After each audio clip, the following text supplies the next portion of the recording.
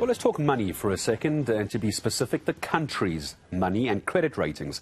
The National Treasury has laid out legal amendments to avoid the country being greylisted. Of course, it's trying to avoid global institutions blacklisting us as well financially because of all the corruption that we're dealing with here. Well, let's get details of how this is going to work. Dr. Lumkile Mondi, Wits Senior Lecturer and Economist, joining us this morning.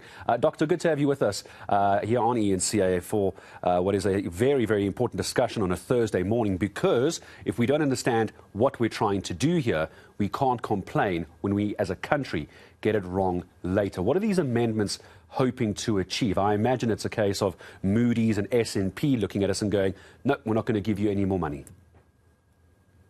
Good morning, Gareth, and to your viewers. I think let's put it into perspective. Firstly, the Financial Action Task Force, which is an institution that's based in Paris, has noted that South Africa is susceptible to deep money laundering, and secondly also to terrorist financing.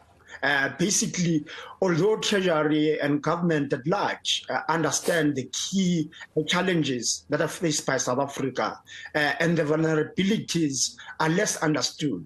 Therefore, what Treasury is trying to do is to basically kill two birds with one stone. Firstly, try and respond to the threat of South Africa being grey-listed because it suffered huge sustained periods of state capture and corruption, but also money flows going to terrorist organization.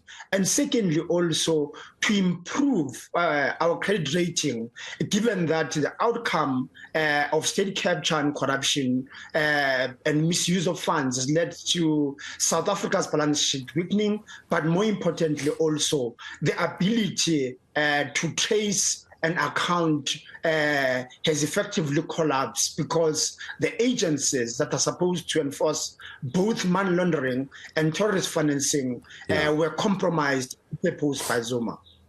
So how do we begin to put laws into place, which obviously then filter down and become policies, Dr. Mondi? Where do we begin? How do we start? Of the issues that you raised, for example, money laundering, corruption, and also terrorism financing, which of those would you imagine is the more urgent to deal with? I asked the question then because that would obviously then lead on to which laws we need to get into place first.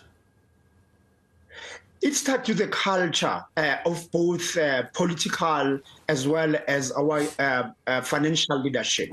Remember that the president was caught recently with allegedly thousands, if not millions of dollars stuffed in his couch.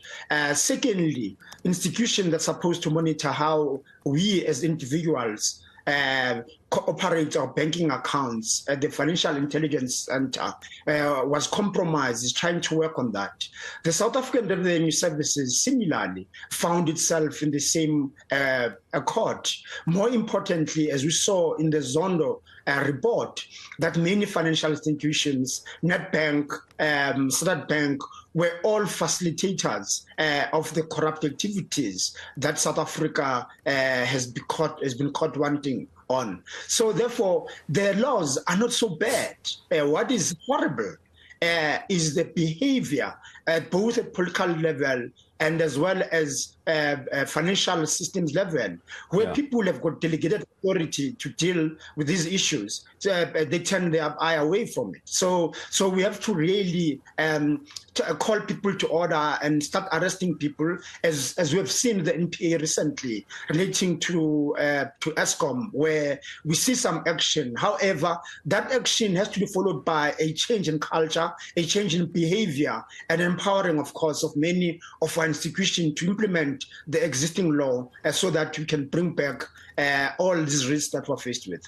Help me understand, Doctor, as well, what would a grey listing look like? I think most people would understand what a blacklisting is on a personal level or on a country's economy. What does a grey listing actually mean if we don't get these amendments passed into law? What does it actually mean for you and I? So many institutions in the world, remember our central bank, for example, which is embedded in the financial system both at the Basel, but also the two big institutions, that's the IMF and the World Bank, and who are very important institutions because in part to their development in South Africa, but also then being the de-riskers of many of the financial transactions that take place, making it easier for private sector banking institutions to function.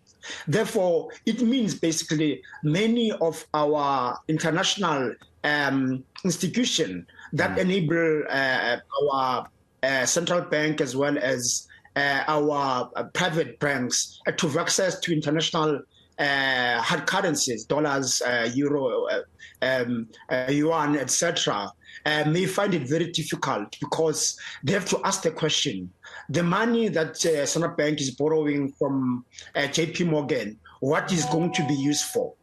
Is going to be used for Lumkile Mondi taking money out into his Swiss account, etc. So basically, it just makes it difficult for our institution to access and have international relationship with other banks because basically the shareholders of these banks ask questions: are we dealing with a rogue state and rogue institution who basically are part of a criminal network which is undermining the global financial system, but more importantly also attract democracies in the world, particularly the funding and the monitoring of terrorism organizations who are present in South Africa are not being monitored effectively to ensure that many democratic countries have got comfort that South Africa is doing enough to alleviate any terrorist attack that could take place in London, New York, or any other democratic countries' destinations.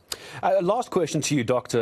Mondi, as well. All of this comes down to how outside economies, how outside financial institutions view us as a country as well. And they're going to, I'm sure, just like S&P and Moody's and all of these other ratings agencies and further, are going to look at our leadership in this country. You can have all the amendments in the world, you can have all the laws in the world, but it comes down to leadership. So currently, do we have the leadership to do that, or will they view what we have as a leadership vacuum in our country? Last question to you, Doctor. President Ramaphosa's Phala scandal has not created confidence around money laundering. So he remains mum. We want to know more about what really happened in view of a financial action task force. But more importantly also, I mean, we're encouraged by some of the developments that our prosecuting authorities are doing. We saw the big fish are being caught. I mentioned ESCOM earlier. We believe that also in relation to the protection against those equipment against that protective equipment for health workers, that a big fish, high political profile person might also be netted soon. So we're encouraged by the actions that we're seeing, but however, we need to do more to stem out corruption. For South Africa, corruption and legal activities are not happening only at the top. They've been decentralized. So many poor South Africans have got very poor experiences that they have to pay themselves all the way. So that culture has to be dealt with. That requires strengthening the police services, strengthening the forensic capabilities, but also holding the bigger fishes to account, as we have done with Brian Molefe and others. We need to see more, particularly the political ones who are basically go to office to repurpose constitutional institutions and work with international terrorist organizations, which could undermine many democracies. Doctor, I appreciate your time as always unpacking not just the economic side of this as well, but the political economy. If we do not get these amendments into place, what grey listing could mean for us as a country. Economist and Wits lecturer, Dr. Lumkile Mondi, joining us this morning.